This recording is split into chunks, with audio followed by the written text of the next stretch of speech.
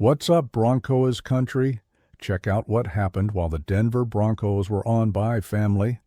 Week 12 was rest time for our guys, but the conference heated up and things completely changed in the playoff picture. And guess who came out winning without even taking the field? That's right, Broncos country. But hold on, because what's coming up ahead is going to make your heart race. Stick with me until the end, because there are plot twists, drama, and a lot of football still to be played. Let's start from the beginning. This season has been absolutely surreal for the Denver Broncos. Nobody, and when I say nobody, I mean nobody, was betting we'd be where we are now. 2 games ahead in the division? Who would have thought, right? The AFC West that was considered pretty much settled before the season started has been turned upside down. And look, after that surprising playoff run last year, everyone expected the division to follow a completely different script. But that's football, family. An oval ball that doesn't roll straight and always has its surprises in store. With this comfortable division lead, now the conversation is starting to shift to another level. We're not just talking about making the playoffs anymore. We're talking about the top of the conference. We're talking about that first seed everyone wants. And you know why? Because in the current playoff format, only one team gets that bye in the first round. Only one. That week of rest has become gold, has become diamonds, has become something all the teams in the race have their eyes on. Think about this with me. The Denver Broncos is a team that lives on tight games, contested until the last second. Pretty much every Sunday is a heart-pounding battle. Imagine what an extra week of rest, preparation, and physical recovery would do for this roster. It would be like getting a superpower before the final phase of the championship. And there's another crucial detail you need to know. The Broncos' end of season is an insane marathon. There are tough games, one after another, at a mind-blowing pace. Having that breather in the first round of the playoffs could be the difference between going far or stopping early. Now let's talk about how the race looked before Sunday. Before the games rolled in Week 12, 3 teams were really fighting for this first position in the AFC. At the top of their respective divisions, we had the Broncos, the Indianapolis Colts, and the New England Patriots. 3 legitimate candidates, 3 teams with real chances of taking that number 1 seed home. But then Sunday happened, family, and when I say Sunday happened, it's because the results completely changed that equation. After all the weekend action, you can make a very strong argument that now the race is down to just 2 teams. And the Broncos remain firmly in that fight. So let's get to what happened that changed everything. The Colts took the field in Kansas City, desperately needing a win. They needed to win to keep pace with the other teams at the top of the conference. And look, at the start of the game, it looked like it would be easy. Indianapolis jumped ahead, built a comfortable lead, and seemed to have total control of the game at Arrowhead Stadium. Anyone who follows football knows that playing at the Chiefs' house is never easy, but the Colts were doing well. But then, family. What can always happen in this sport happened. The comeback. The Colts let the lead slip through their fingers. They gave a second chance at life to the Chiefs, who grabbed that opportunity and turned the game around. It was a collapse nobody expected, but one that completely changed the landscape of the conference. That loss not only destroyed Indianapolis's chances in the race for the first seed, but also reopened their division. Because while the Colts fell in Kansas City, the Jaguars managed a dramatic overtime win over the Cardinals. And you know what that means. The difference between Colts and Jaguars in the AFC South is now just 1 game. Just 1. And look at the most important detail. The 2 teams still have to face each other in all their divisional rivalry games. No head-to-head matchup between them has happened yet. So Indianapolis now has to look behind them before thinking about looking ahead. With the Colts practically out of the fight for the first position for now, the race for the top has been reduced to just 2 competitors. On one side, the Denver Broncos. On the other, the New England Patriots. 2 teams, 1 goal, and a lot of football still to be played. Now let's analyze the current situation. Both the Broncos and the Patriots are building comfortable leads in their respective divisions. Both teams head into Week 13 with games that, on paper, look favorable. But here comes the part every Denver fan needs to pay close attention to. The final schedule favors the Patriots much more than the Broncos. Tell me, Broncos country, have you already taken a look at the games coming up? Because when you put the rest of the regular season for both teams side by side, it's clear that New England has an apparently easier path to the finish. Meanwhile, Denver is going to have to sweat for every yard gained. So the burning question is, can the Broncos keep up the pace and fight until the end for that first seed? Or is finishing with the second position in the AFC more likely, which would still be absolutely incredible for this season? And if it is the second seed, then comes another question that leaves any fan with their heart in their hands.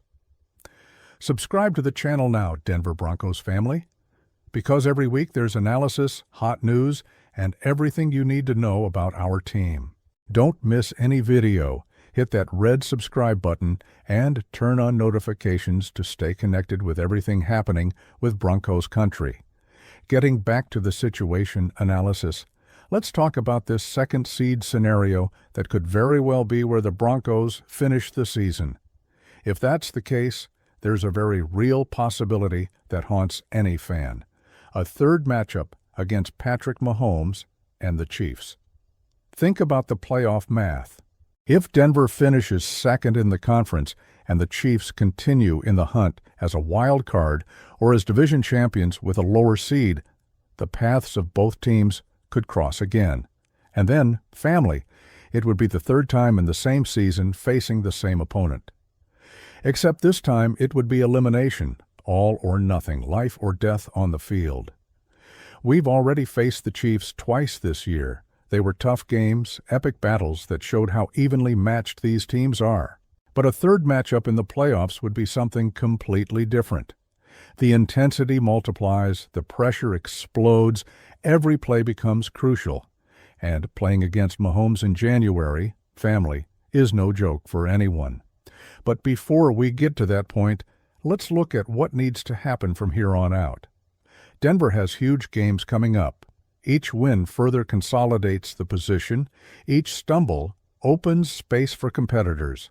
The margin for error is decreasing with each passing week. The team is playing solid, consistent football. But as I said at the beginning, the games are almost always tight. The Broncos lives on the razor's edge, winning by small margins, but winning. This mentality of a team that knows how to win tough games is exactly what's needed for a playoff run.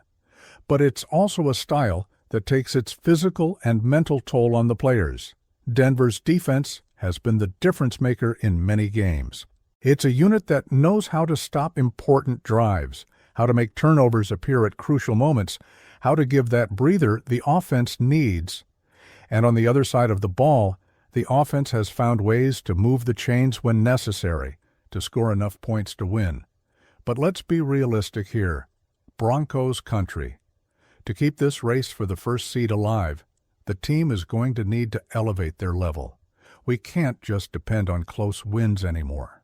At some point, it's going to be necessary to dominate a game from start to finish, build comfortable leads, show they can steamroll opponents. The Patriots are coming on strong, too. They have a talented roster, a scheme that works, and, as I already mentioned, a friendlier schedule ahead. New England isn't going to make it easy. Each of their wins puts pressure on Denver. Each stumble by the Broncos gives hope to the Patriots.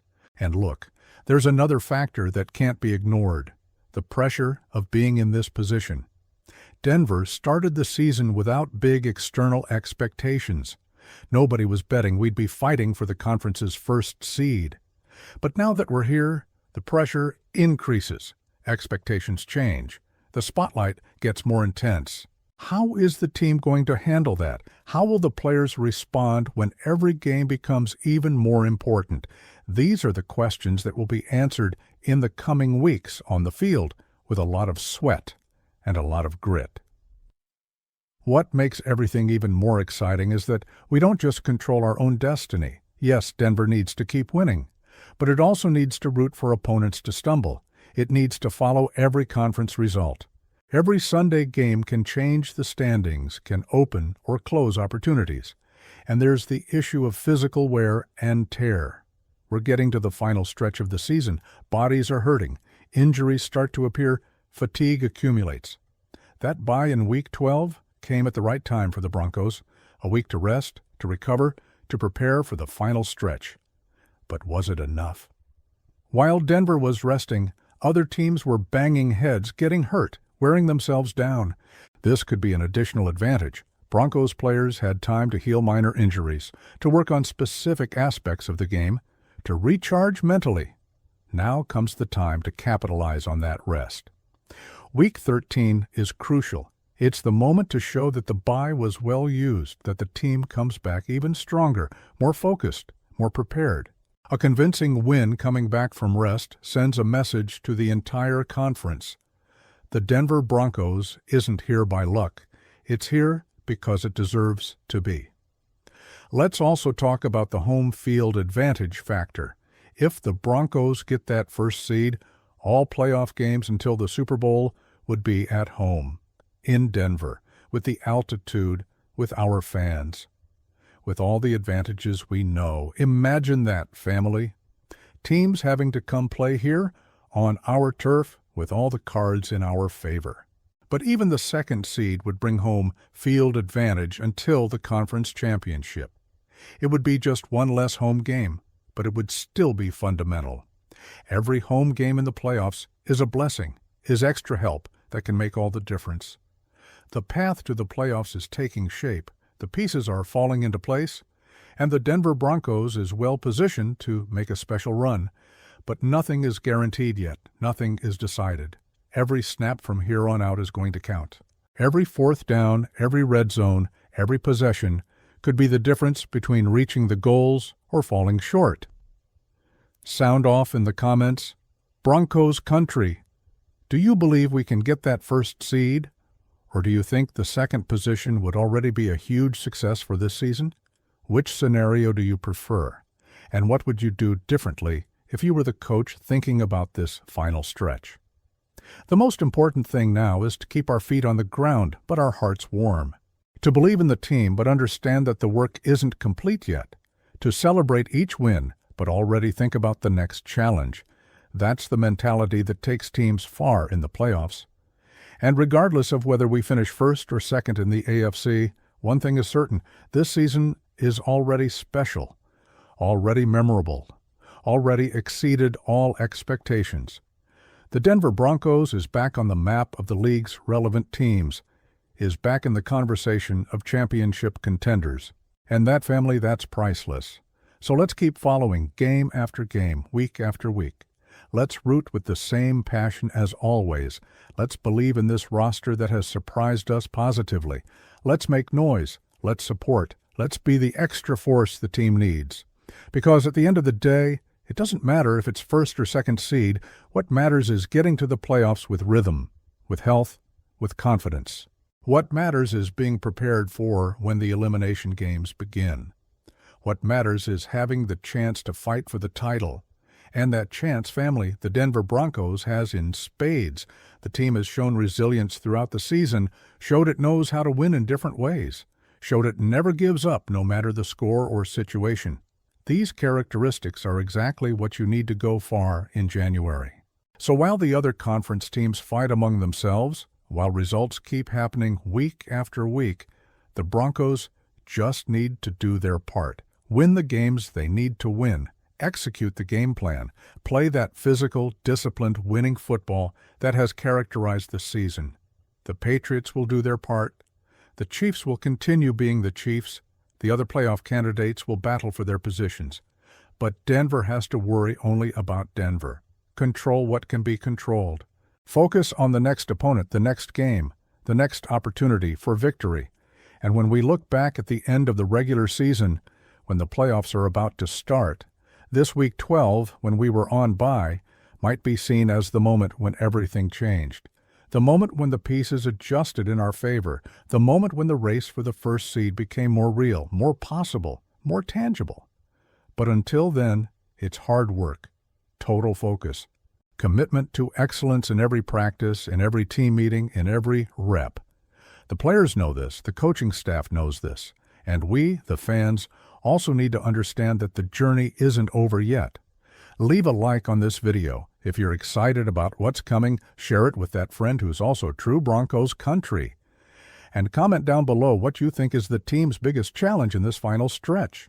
I want to see everyone participating, giving opinions, debating with respect and passion. That's what football is, family. Unpredictable, exciting, capable of surprising us every week. And this season, the Denver Broncos has been the team of surprises, has been the team nobody expected, has been the team that proved the skeptics wrong time after time. Now it's about maintaining that momentum, not letting the pressure get in the way, playing with the confidence of those who know they can compete with anyone. Because they can, family. This team can go head-to-head with any opponent in this league, already proved it throughout the entire season, and if we eventually have to face the Chiefs a third time in the playoffs, bring it on. If it's to decide who advances, let it be an epic battle, because big games are decided by big teams, and the Denver Broncos is showing it's a big team. So let's keep going together on this journey. Let's keep believing. Let's keep supporting. And let's see how far this magical season can take us. Because one thing I guarantee you, it's going to be exciting until the last second. So, Denver Broncos family, ready for this explosive final stretch? Let's go together. Comment down below, leave a like, share this video, and see you in the next analysis. Broncos country, we're in this together on the journey to the playoffs.